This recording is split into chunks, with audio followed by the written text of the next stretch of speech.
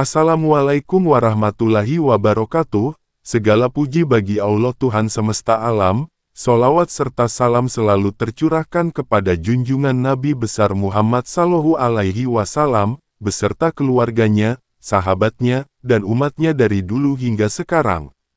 Di sini kita akan membahas kitab dari karangan Syekh Abdul Qadir Jailani, yaitu Futuhul Ghaib dalam risalah ketiga. Manakala seorang hamba Allah diuji oleh Allah, maka mula-mula ia akan melepaskan dirinya dari ujian atau cobaan yang menyusahkannya itu. Jika tidak berhasil, maka ia akan meminta pertolongan kepada orang-orang lain seperti para raja, para penguasa, orang-orang dunia atau para hartawan. Jika ia sakit, maka ia akan meminta pertolongan kepada dokter ataupun dukun. Jika hal ini pun tidak berhasil, maka ia kembali menghadapkan wajahnya kepada Allah Ta'ala untuk memohon dan meratap kepadanya. Selagi ia masih bisa menolong dirinya sendiri, ia tidak akan meminta pertolongan kepada orang lain. Dan selagi pertolongan orang lain masih ia dapatkan, maka ia tidak akan meminta pertolongan kepada Allah. Jika ia tidak mendapatkan pertolongan Allah, maka ia akan terus meratap, salat, berdoa dan menyerahkan dirinya dengan sepenuh harapan dan kecemasan terhadap Allah Ta'ala, sekali-kali Allah tidak akan menerima ratapannya, sebelum dia memutuskan diri dari keduniaan. Setelah ia terlepas dari hal-hal keduniaan, maka akan tampaklah ketentuan dan keputusan Allah pada orang itu dan lepaslah ia dari hal-hal keduniaan, selanjutnya hanya ruh sajalah yang tinggal padanya.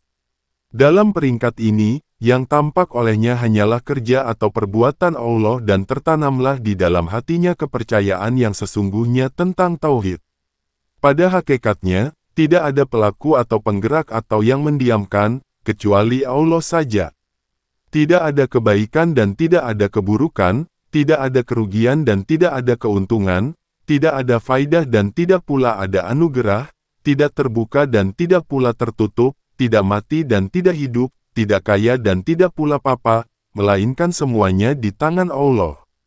Hamba Allah itu tidak ubahnya seperti bayi yang berada di pangkuan ibunya, atau seperti orang mati yang sedang dimandikan, atau seperti bola di kaki pemain bola, melambung, bergulir ke atas, ke tepi dan ke tengah, senantiasa berubah tempat dan kedudukannya.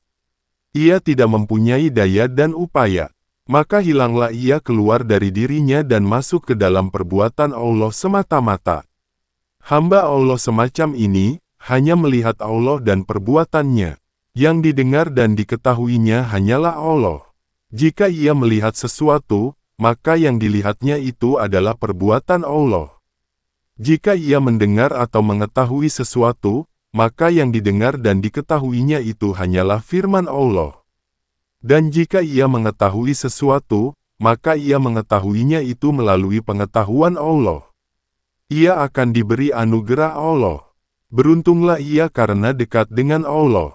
Ia akan dihiasi dan dimuliakan. Ridolah ia kepada Allah. Bertambah dekatlah ia kepada Tuhannya. Bertambah cintalah ia kepada Allah. Bertambah khusyuklah ia mengingat Allah.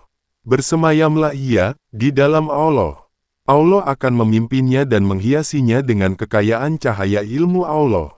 Maka terbukalah tabir yang menghalanginya dari rahasia-rahasia Allah yang Maha Agung. Ia hanya mendengar dan mengingat Allah yang Maha Tinggi. Maka ia senantiasa